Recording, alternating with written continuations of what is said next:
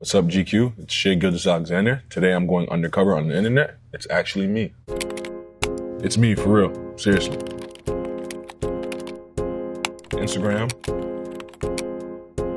Sneaker of the year, question mark, question mark, question mark. I mean, obviously I'm a little biased, but it sold out in minutes, so that might have the answer for you. Can anyone explain his captions to me?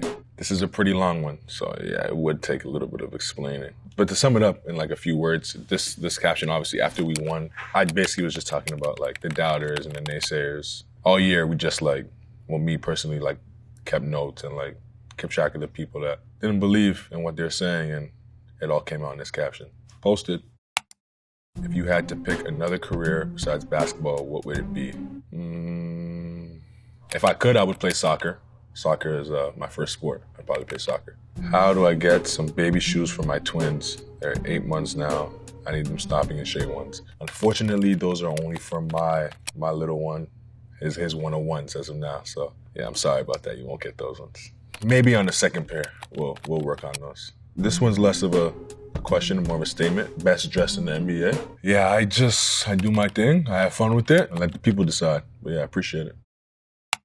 Shai, how are you so consistent?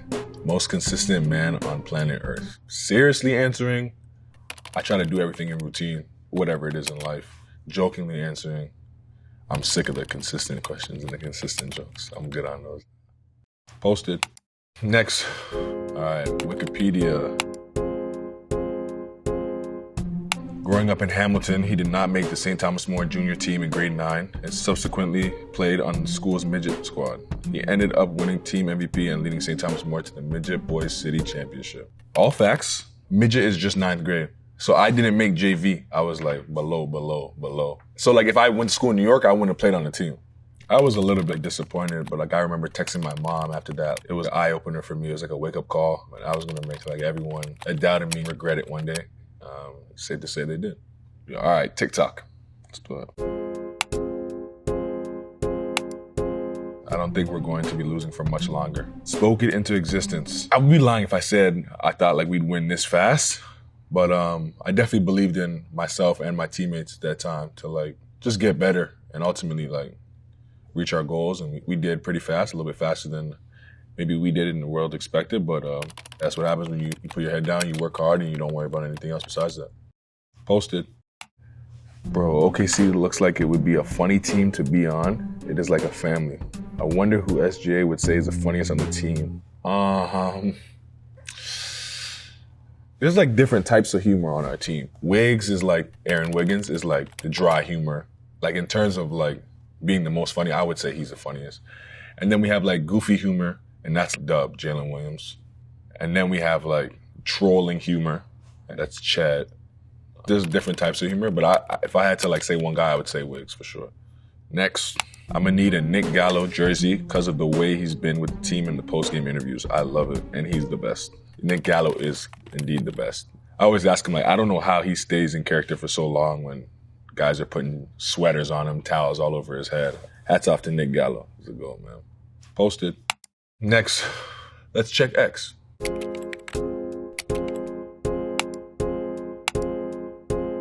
I wonder how SGA feels about being on the cover of NBA 2K26. It feels surreal to this moment.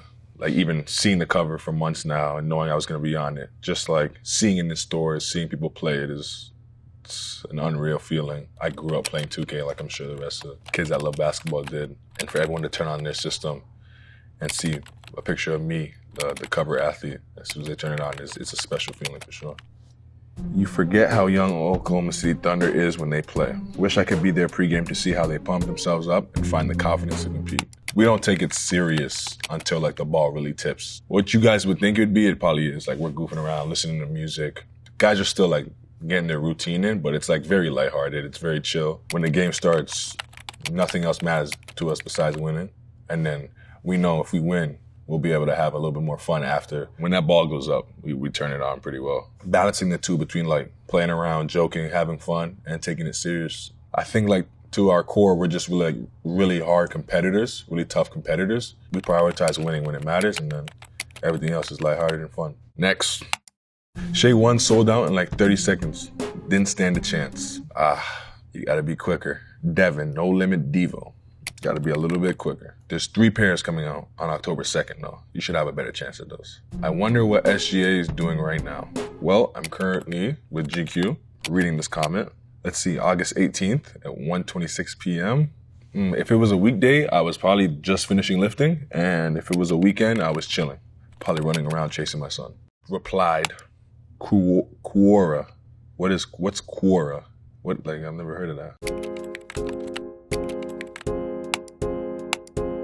What are the notable routines and habits of Shai Gilgeous-Alexander? I hoop, I work out, I lift, I spend time with my friends and family. I do regular things. One of my, like, kind of habits I do on game days is I eat an apple 30 minutes before every game, just to give me a little bit like a sugar boost before I go out there. What are some realistic expectations for Shai Gilgeous-Alexander's future?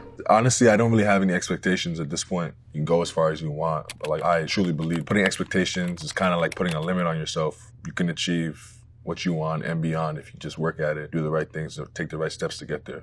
No expectations for me. How do you pronounce Shai Gilgeous-Alexander? Well, Shai Gilgeous-Alexander. I know some people say Shai.